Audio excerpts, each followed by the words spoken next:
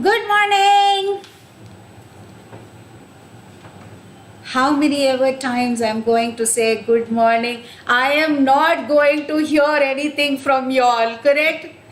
This idiot box sitting in front of this box without seeing anybody. Oh my god.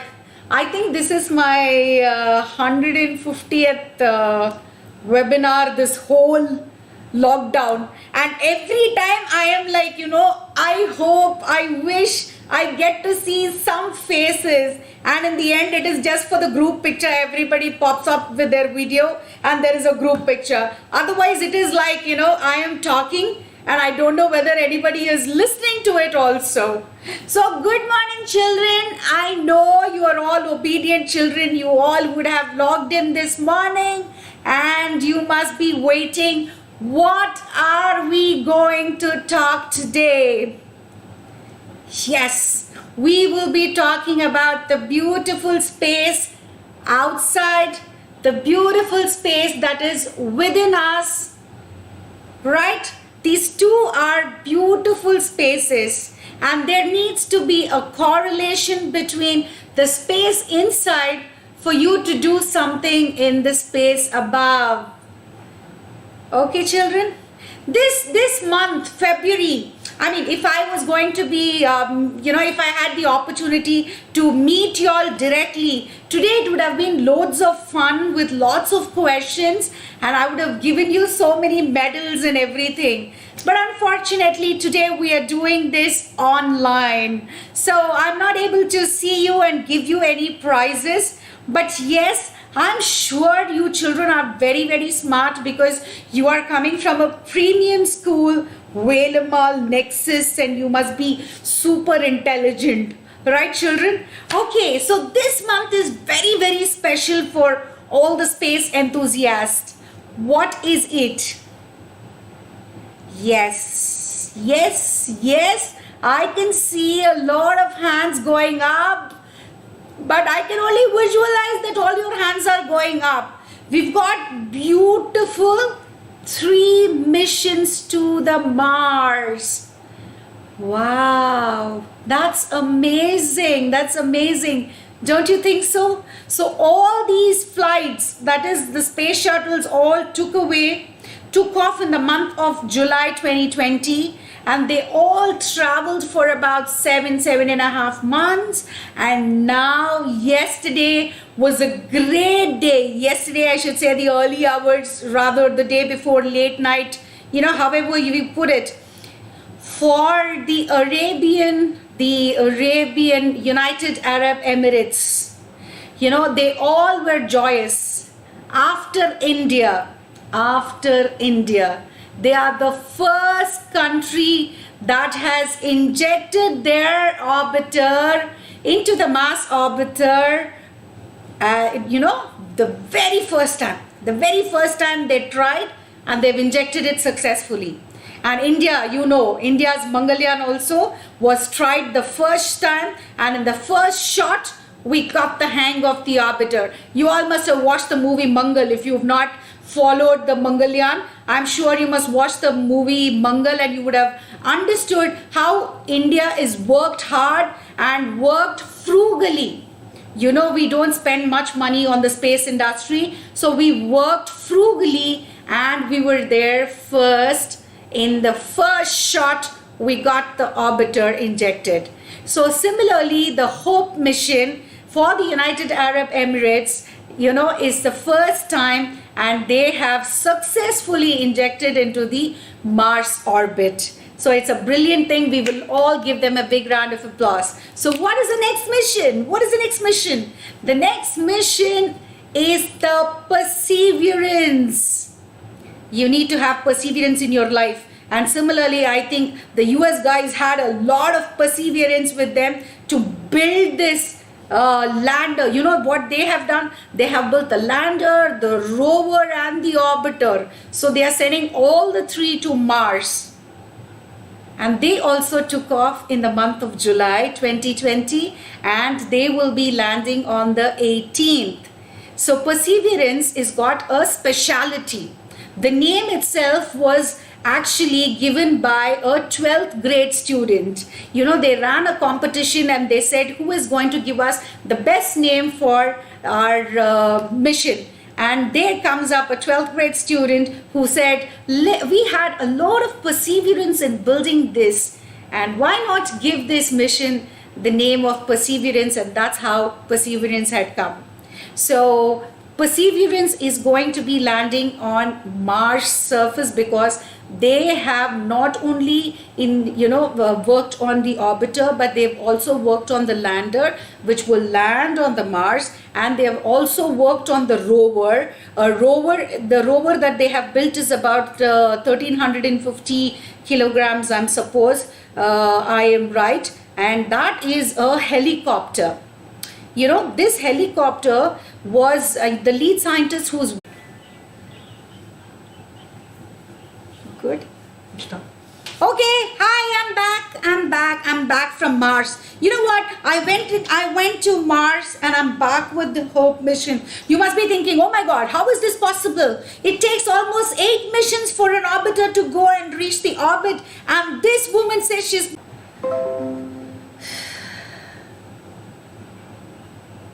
Children, I think you should bear with me. I think today it is a little chaotic because my mission is...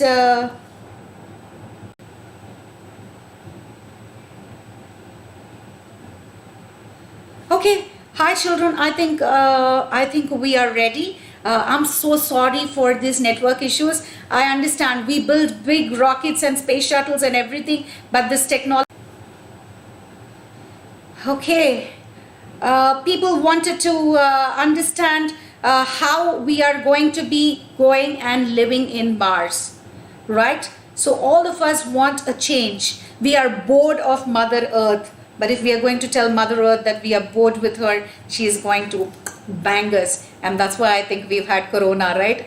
Okay, that's the fun part. Forget it. Now, after the Perseverance, there is one more mission that is hitting the world.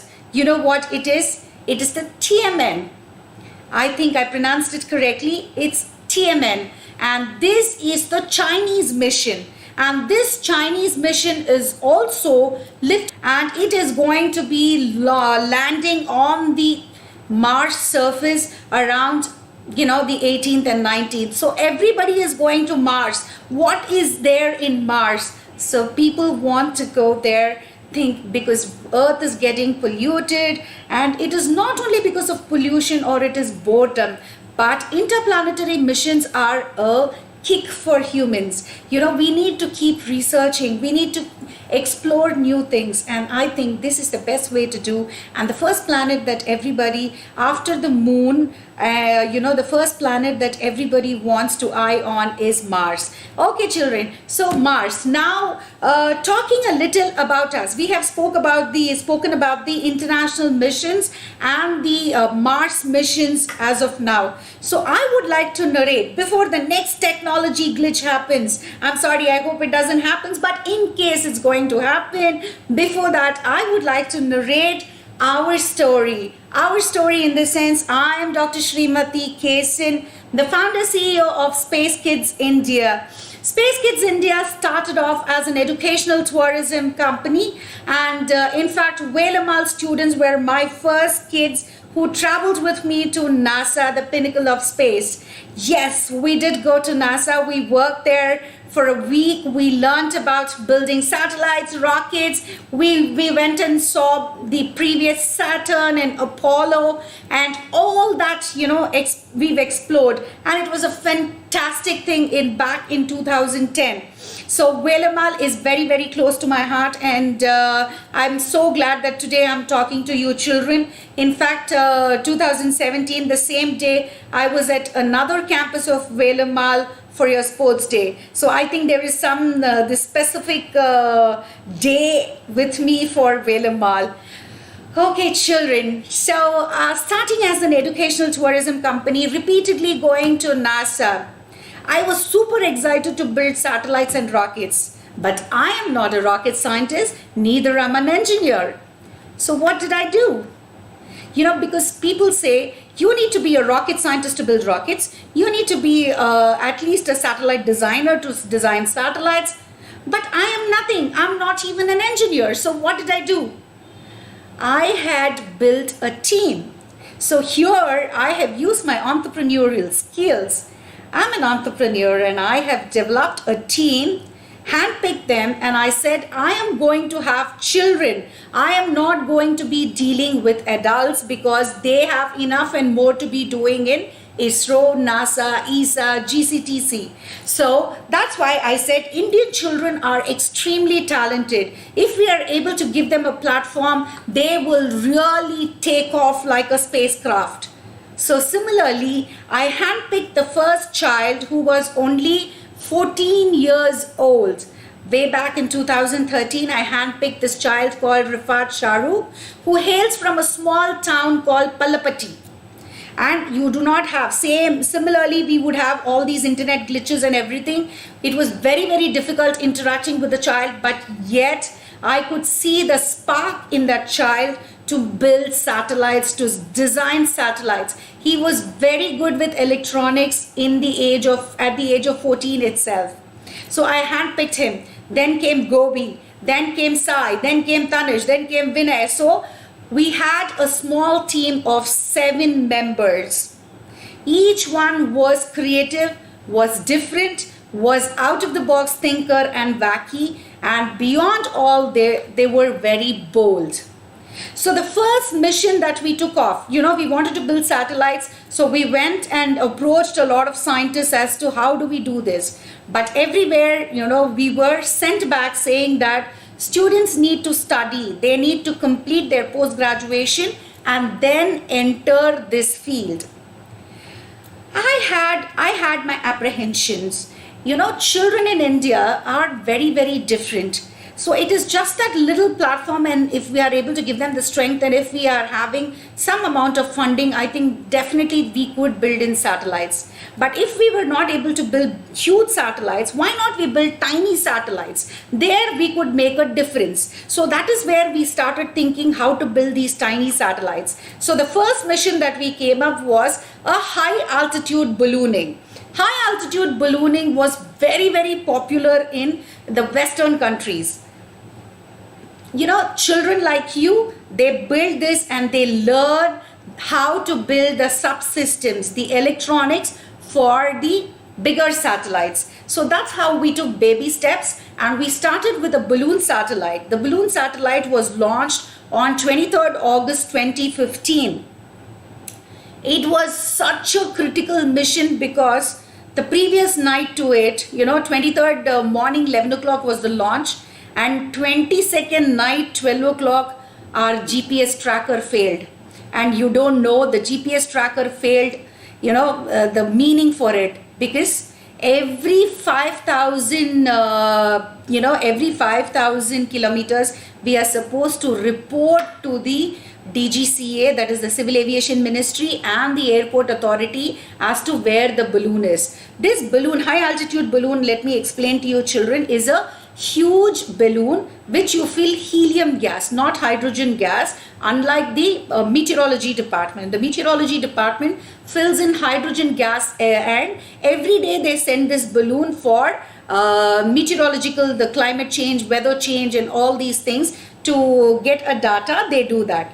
But for private players it was not allowed, and to get a permission to fly this was so very difficult because you need to get permissions, a whole lot of permissions, and for 3 months we had to just run around to get these permissions. Finally, when we got the permission, we on the 22nd night our GPS tracker failed, and we had to work all through the night to get that worked up. And morning 8:45 this GPS tracker started blinking, and we were for a go for launch. So we packed everything, we went to the ground, and we filled helium into the balloon. It's a giant size balloon.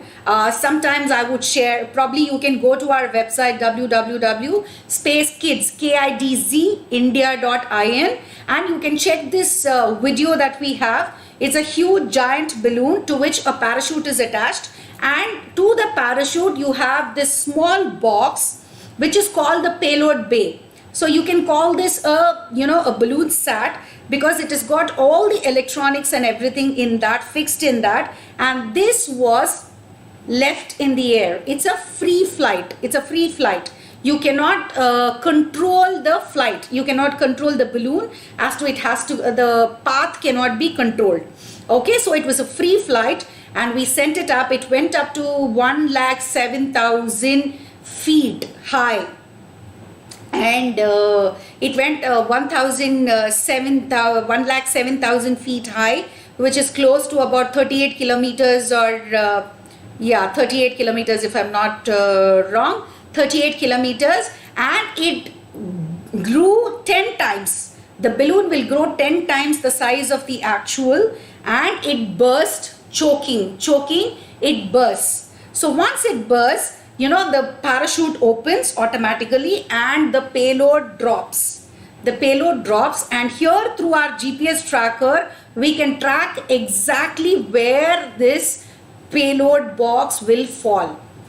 So once we understand, after, it is like about 10 kilometers above, 10 feet above, or 100, 200 feet, we will start getting all the readings and everything, the data and everything will come live. So this tracking is completely live and we exactly know where it fell. We go bring box and we kind of collect the data. That is the first step into space industry, I should say. After that, we thought, this is the first step. This is a baby step. So what next? Next, we wanted to build satellites, but we wouldn't get permission here in India to build satellites. So what are we going to do? Grace of God, you wouldn't believe the urge and the passion towards building a satellite. NASA had announced this competition with cubes in space. They said, you can build any science experiment that will be in the size of a cube. We will send you the cube. That will be a 4 into 4 centimeter cube. Inside that cube, inside that box, please fill an experiment and send it to us. So what we did, building a satellite costs at least about 2 to 3 crores. We did not have so much money. So we were wondering what we have to do. And that time, you will really be surprised. I was treating my kids with gulab jamun. And they all were having gulab jamun on the table, and my lead scientist Rifat Shahrukh and my lead engineer Khasif, both of them were admiring the gulab jamuns. And I was like, why are you admiring the gulab jamun? Please have them. You were dying to have a gulab jamun. You were breaking my head. Please, now I made it, so why not you eat it? So then they said, ma'am, how nice it would be if we could make a satellite this size of a gulab jamun, this color of a gulab jamun. We need not spend so much money. Just try if somebody can launch this gulab jamun sat for us. I said this was very, very ambitious. It is not a not doable mission, but it is going to take a long time before people understood, because these fall under the femto category. The smaller satellites fall, they are from the femto category, and NASA is sent only one femto satellite, but that satellite also did not sustain the harsh environment of space. So I'm not very sure if they will send our payload. But to our surprise, this Cubes in Space mission, we worked on a different angle. I wrote to them. I told them, we do not need this box of yours. What we can do is we want to test the tensile strength of our satellite. We want to build a satellite 4 into 4 into 4 centimeter, and we want to build it with 3D printed, 3D printing technology, and we want to do it in composite materials that we think it will sustain in the space environment. So, sorry again, children. Colorado Space Grant Consortium Director Chris Kohler, they were the scientific advisors and they were vetting through all the process and the experiment. They saw our experiment and he called me and he said, I literally fell off the chair reading your proposal. Is it your Indian children so brilliant that they are able to make something like this? So we had a great response from them, and immediately we started working, and we built. This is the shell. This is the 3D printed shell. The structure. This was built by carbons. It was this was 3D printed, and first ever time a 3D printed satellite going in a NASA's rocket, and the first Indian satellite to go. I'm having trouble understanding right now. Please try a little later. It was the first ever 3D printed satellite and a first ever satellite to go on a NASA's rocket, Terrier Orion. So we were super excited, and almost 900 media covered us. It is not that media covered us, but first ever time students felt extremely happy that even a 14-year-old can think that of a 30 or 40-year experienced scientist to build something like this. So it was a great moment for all of us, and from then on there was no looking back. This was though a suborbital launch. Suborbital launch in the sense, children, the satellite goes up and in a parabola, it takes a parabolic flight and it comes down. So it is there in the space environment. It crosses 100 kilometers. So it is there in the space environment for at least about 15 minutes. So that 15 minutes, it actually kind of records all the data, collects all the data on the small nano computer that we fixed on that onboard computer. We have a small nano computer fixed, and that will take, and also we had radiation sensor, temperature sensor and everything, which would collect the data and come down and fall. It fell in the Atlantic Ocean. We NASA had picked the box, and then they shipped it to us, and then we decoded the whole data. So it was a fantastic experience, I should say,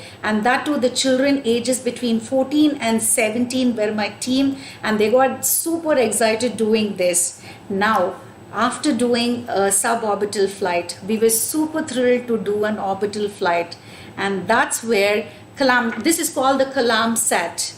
You please Google, and today I know because of all this technology glitches, I'm not very sure if you really understood what I was trying to convey to you. So you can go into Google and check about KESAN. Now, KESAN, the baby sat, from there grew into a little bigger satellite to go up the ISRO's PSLV C-44.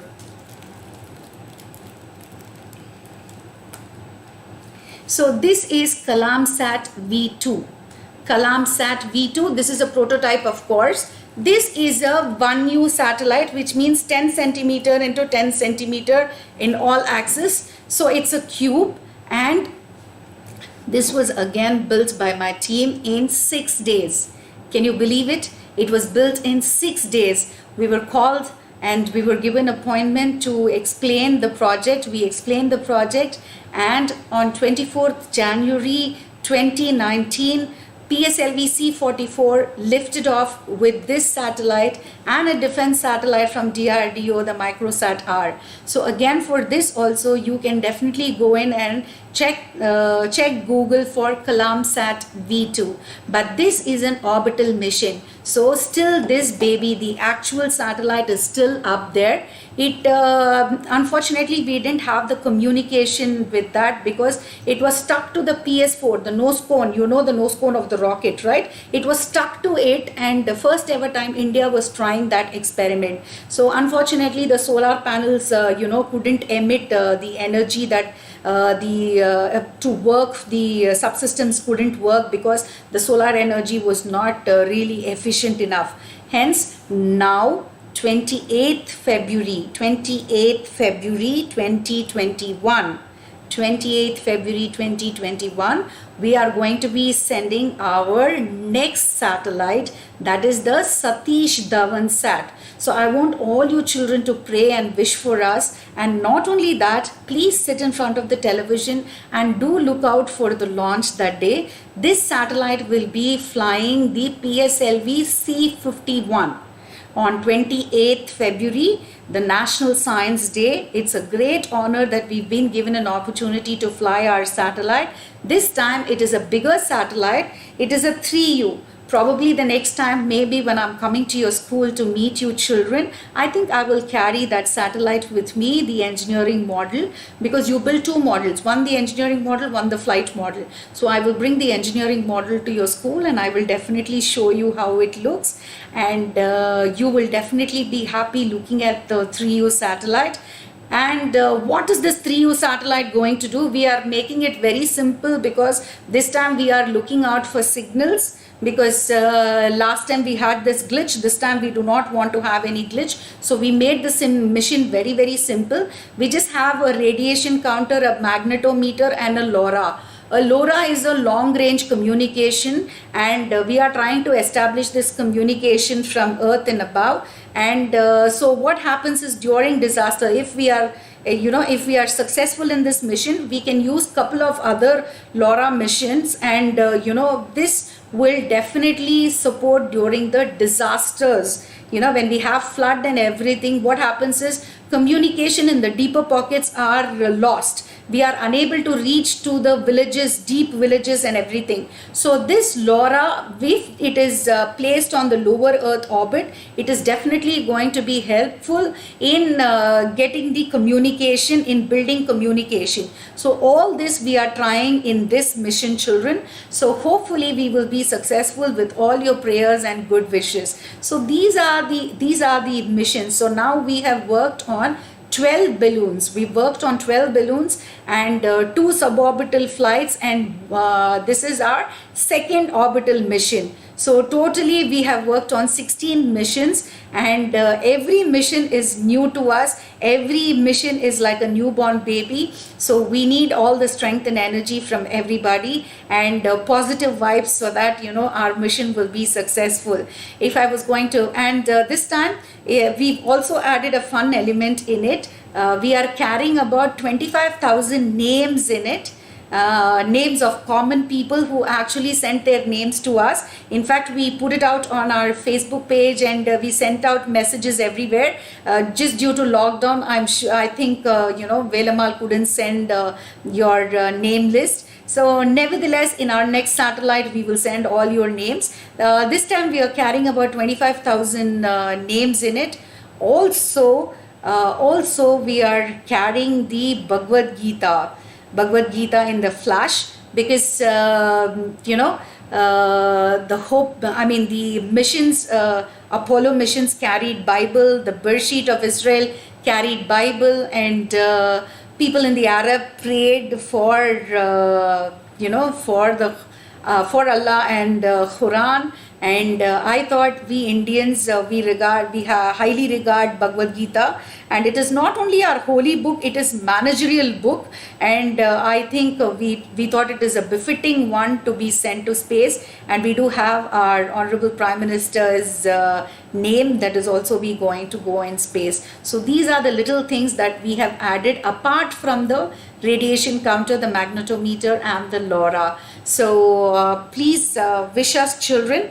And space is something really beautiful. It is really crazy. And if you think you want to make space your profession, oh wow, that is the future. That is the future. And don't only think that you have to be an engineer. So I gave you, I am a standing testimony, I should say, that doing BCom, being a commerce graduate, and MBA, I have entered into this industry, and I'm the only woman in this country who is running this organization, a space organization.